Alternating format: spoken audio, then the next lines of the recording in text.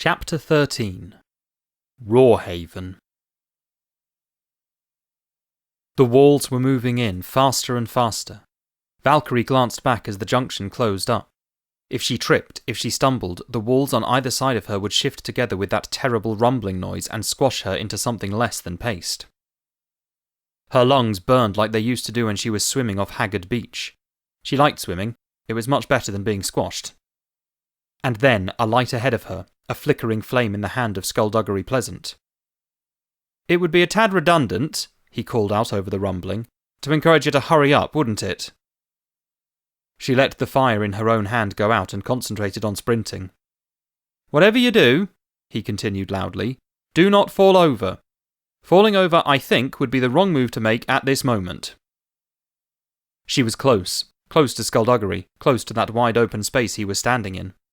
The walls ahead of her shook and rumbled and started to close, and she dove through, hit the floor, and rolled to her feet as the corridor closed behind her and the rumbling stopped.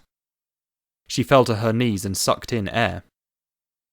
"Well," Skulduggery said cheerfully, "that was close."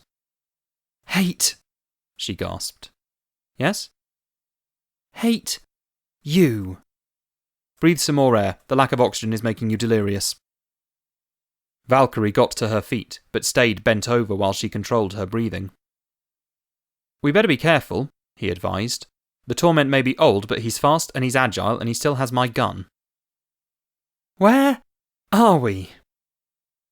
One unsavoury aspect of Rawhaven's checkered past was an attempt some years ago to overthrow the Council of Elders and establish a new sanctuary here. We're in what was supposed to be the main building. Valkyrie saw a switch on the wall and thumbed it. A few lights flickered on overhead. Most of them stayed off. Skulduggery let the flame in his hand go out, and they followed the corridor, then turned right and kept going. They walked through small patches of light and larger patches of darkness. The floor was covered in dust. He turned his head slightly. She knew him well enough to know when something was wrong. "What is it?" she asked. "Keep walking," he said quietly. "We're not alone." Valkyrie's mouth went dry. She tried to read the air like Skulduggery was doing, but even on her best day she couldn't sense more than a few meters in any direction. She gave up and resisted the urge to look around. "Where is he?" "It's not him. I don't know what they are, but there are dozens of them, relatively small, moving as a pack." "They might be kittens," she said hopefully. "They're stalking us." "They might be shy." "I don't think it's kittens, Valkyrie." "Puppies, then?" Something scuttled in the darkness beside them. "Keep walking," Skulduggery said. There was scuttling behind them now. "Eyes straight." And then they broke from the shadows ahead into the light. Spiders, black and hairy and bloated, as big as rats, legs tipped with talons. "Okay," Skulduggery said. "I think we can stop walking now." The spiders emerged from cracks in the walls, moving across the ceiling, clacking as they came. Valkyrie and Skulduggery stood back to back, watching them close in. They each had 3 eyes, wide and hungry and unblinking. "When I count to 3, Skulduggery said quietly, "we run, all right?" "All right."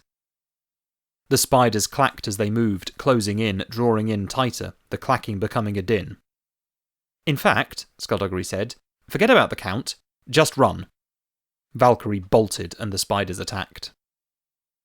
She jumped over the spiders in front, landing and kicking out as one of them got too close. It was heavy against her boot, but she didn't wait to see if she had done any damage.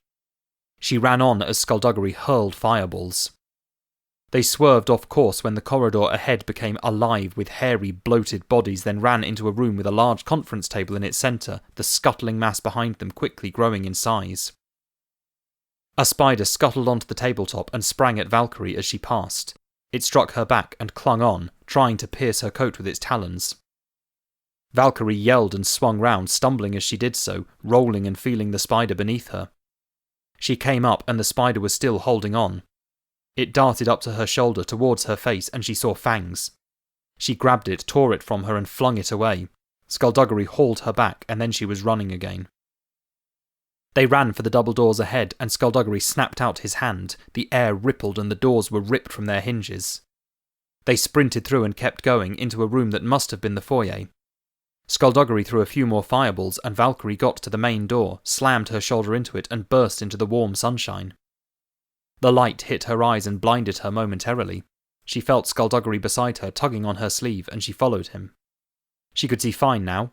She could see the dark lake ahead and blue sky above. They stopped running.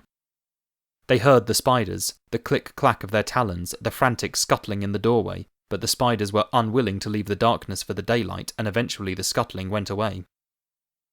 A few moments passed, and Valkyrie breathed normally and noticed for the first time that Skulduggery was looking at something over her left shoulder. "What?" she asked, but he didn't answer. She turned. The Torment was standing there, his long grey hair tangled in his long beard, pointing Skulduggery's gun right at her. "Who are you?" the Torment said in a voice that hadn't been used in years.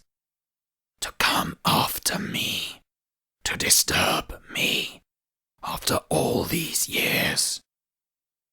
"We're here on sanctuary business," Skulduggery said. "We're detectives." "She's a child," the Torment said. "And you're a dead man." "Technically speaking, you may well be right, but we are more than we appear. We believe you have information that may aid us in an investigation."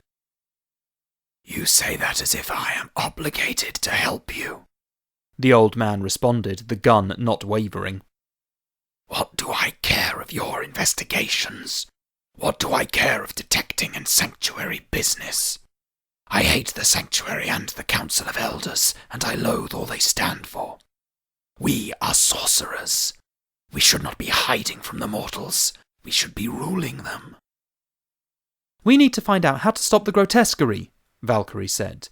"If it opens the portal and lets the faceless ones back in, everyone suffers, not just—" "The child is addressing me," the Torment said. "Make her stop." Valkyrie narrowed her eyes, but shut up. Skulduggery tilted his head. "What she says is true. You had no love for Malevolent when he was alive, and I'm sure you have no wish to see the Faceless Ones return. If you help us, there might be something we can do to help you." The Torment laughed. "Favours? You wish to trade favours?" "If that will make you help us, yes." The Torment frowned suddenly and looked at Valkyrie. "You, child, you have tainted blood in your veins. I can taste it from here." She said nothing. "You're connected to them, aren't you? The Ancients. I despise the Ancients as much as I despise the Faceless Ones, you know. If either race were to return, they would rule it all." "The Ancients were the good guys," Valkyrie said. The Torment scowled. "Power is power. Sorcerers have the power to run the world. The only reason we don't run is weakness of leadership. But if the Ancients were to return, do you really think they'd make the same mistake? Beings of such power have no place on this earth. I had hoped the last of your kind had died out." "Sorry to disappoint." The Torment looked back to Skulduggery. "This information, dead man, must be worth a lot to you. And this favour you are promising, this too would be equally substantial." "I suppose it would be." The Torment smiled, and it wasn't a pleasant sight. "What do you need?" "We need to know where Baron Vengeance has been keeping the grotesquerie since his imprisonment, and we need to know how he plans to raise it." "I have the information you seek." "What do you want in return?" "My needs are modest," the Torment said. "I would like you to kill the child."